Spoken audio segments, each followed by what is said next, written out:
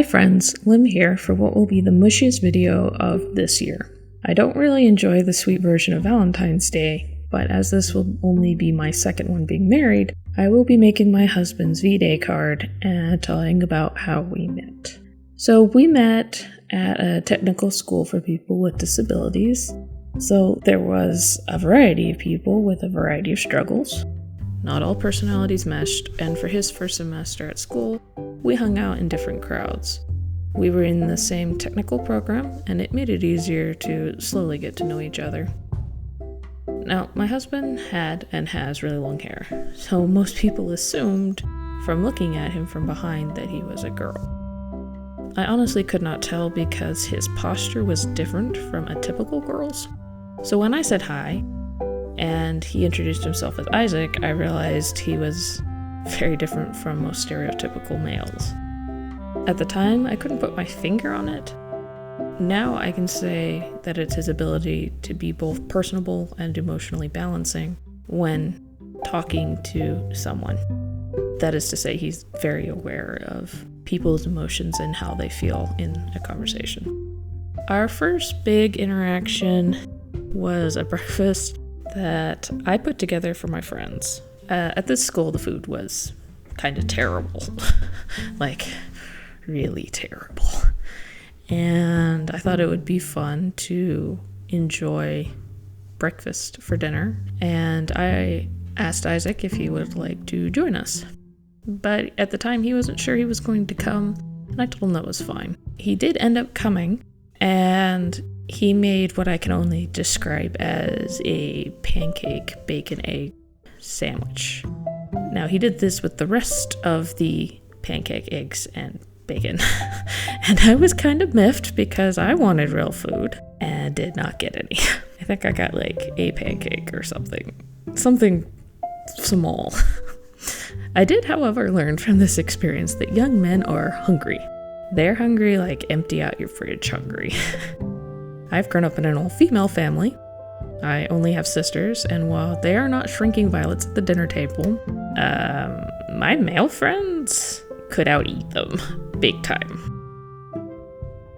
So from that experience, I learned to triple or even double my food, and we actually started hanging out a little more with Isaac outside of class. You'd have to ask him what, because I honestly don't know. So we hung out a little after that, going to like the mall or wherever on our weekends, and we ended up having what I call a gyoza party. For those of you who don't know, gyoza is a Japanese pot sticker, and you make like a million of these little individual devils, and it takes a while. I don't like it. So you need lots of extra hands, so that's why I call it a gyoza party, because you're borrowing extra hands to help you get stuff done. And it was at this gyoza party that we found out about Isaac's amazing chopping skills. As we were preparing the meal, we found out that there was a girl Isaac wanted to ask out. And I remember being mildly jealous because at this point I was thinking, he's a really awesome guy. I really liked that he was easy to talk to and that he bailed me out when I cut my finger open. Another story for another day. I liked that he was very intelligent and able to have intelligent conversations. I think that was the first time I realized I liked him. That night at the party, all of us were like, yeah, go talk to her. And I think I was so supportive because I was really depressed and struggling in school at that time. Like, I was ready to give up on school. So I pretty much threw this party thinking, what, this is probably my last one, and then I need to go talk to my counselor about getting transferred out of the program and just go home and try to regroup. That night, Isaac ended up at my front door, so to speak, my dorm room, and he wanted to talk for a while because he was really nervous about asking whoever this was, and I was kind of more or less along the lines of, if you like someone, you just ask. They won't know you like them if you don't say anything. I remember by the time I had, bulked up his courage a little, I had managed to get him to go by saying, you're a great guy, so she's probably a great girl. It'll work out great. He drove out of my room in his wheelchair and disappeared for a half hour. And I was like, okay, well, that was a fun night.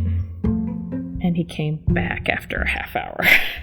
And he's like, couldn't tell her. I'm like, hon, just go. There's nothing to be nervous about. The school we're at, it's not that fancy. Nobody is better than someone else, especially here. We're all in the same boat, here to learn. He looked at me and was like, okay. And he gets out my door, he looks at me and says, you're gonna hit me in a minute. And I'm like, why? He's like, you're just gonna hit me. I'm like, so I shut the door, and I stood there for a minute, and then went to leave, and someone started knocking on it.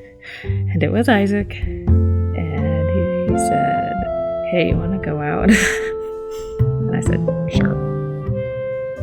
Well, that's how we ended up together.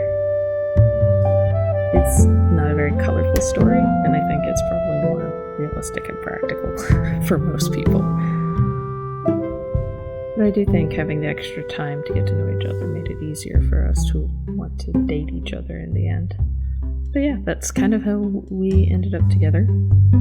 Honestly, I couldn't think of my life without him.